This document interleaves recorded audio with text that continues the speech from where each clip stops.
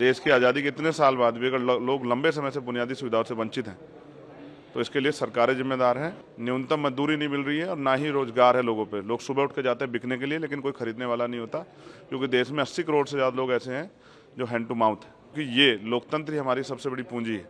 हमने यही कमाया। इसमें रानी का बेटा राजा नहीं बनता है, राजा वो बनता है जिसको जनता मत देती है। बहुत मेहनत करेंगे, गाँव-गाँव जाएंगे, लोगों को जोड़ेंगे, पूरे देश में करेंगे। अम्बेडकरवाद को समझिए, समता, समानता, बंधुत्व, भाईचारा, मैत्री, हर इंसान को बुनियादी सुविधाएं और सम्मान का जीवन मिले। और ये हमारी जिम्मेदारी है कि अगर गवर्नमेंट कोई काम करे तो वो जाति धर्म से ऊपर उठ के सभी के लिए हो। गवर्नमेंट की कोई पॉलिसी ऐसी ना हो जिसमें किसी का कोई नुकसान हो। निगेटिव सोच के साथ गवर्नमेंट काम ना करे, पॉजिटिव सोच के साथ काम करे। देश की आज़ादी के इतने साल बाद भी अगर लोग लंबे समय से बुनियादी सुविधाओं से वंचित हैं तो इसके लिए सरकारें जिम्मेदार हैं। अब वो बुनियादी सुविधाओं पर बात भी होगी और नए अवसर कैसे तैयार हों। देश का नौजवान सड़कों पर है, बेरोजगार है, देश का किसान परेशान है, न्यूनतम मजदूरी नहीं मिल रही है और ना ही रोजगार है लोगों पे। लोग सुबह उठ के जाते हैं बिकने के लिए, लेकिन कोई खरीदने वाला नहीं होता, क्योंकि देश में 80 करोड़ से ज़्यादा लोग ऐसे हैं जो हैंड टू माउथ है। अभी सबके लिए काम करना है। महिला सशक्त हों और सुरक्षित हों। दिल्ली में भी महिलाएं सुरक्षित नहीं है। उन महिलाओं को फील कराना है कि वो भी इस देश में बराबर की इज्जत के साथ जिए। अभी तो सरकार ने सब झूठे वादे किए हैं।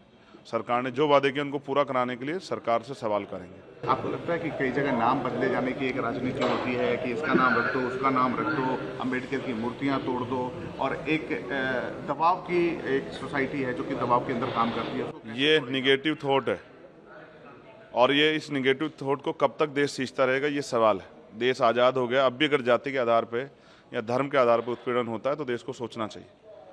लोग इंसान हैं और इंसानों की वैल्यू होनी चाहिए। अगर कोई जाति धर्म के नाम पे किसी के साथ शोषण करेगा तो ये एक्सेप्ट नहीं किया जाएगा। और लोग मरने के लिए पैदा नहीं हुए, चाहे वो माँ सोने की चम्मच से दूध पिलाने वाली माँ हो या चाहे वो टूटी चम्मच से। हर माँ को अपने बेटे से प्यार है। सबकी जीवन सुरक्षित होना चाहिए। एक आखिरी सवाल है आपसे। मेरे जैसे बहुत सारे लोगों की जरूरत है और मैं प्रयास करूँगा आज़ाद समाज पार्टी के जरिए वो पार्लियामेंट में आए। एक आखिरी सवाल है। प्रधानमंत्री मोदी कहते हैं कि ईवीएम में किसी ने दोष नहीं दिया इस बार के रिजल्ट में। आपको लगता है कि ईवीएम में कुछ गड़बड़ी है या फिर ऑपोजिशन का एक बहुत बड़ा जिन है ईवीएम? देखिए, जिन चीज़ों पे संदेह होता है उन पर चर्चा होती है।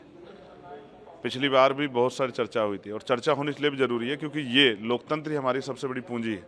हमने यही कमाया। इसमें रानी का बेटा राजा नहीं बनता है, राजा वो बनता है जिसको जनता मत देती है।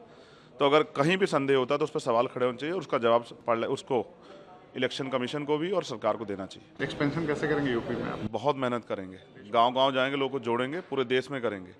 बहुत बड़ी जिम्मेदारी है और वो एक बहुत बड़ा समाज जो उम्मीद लगाए बैठा है कि चंद्रशेखर आज़ाद के जरिए बाबा साहब अम्बेडकर और माननीय काशीराम साहब का अधूरा सपना पूरा होगा।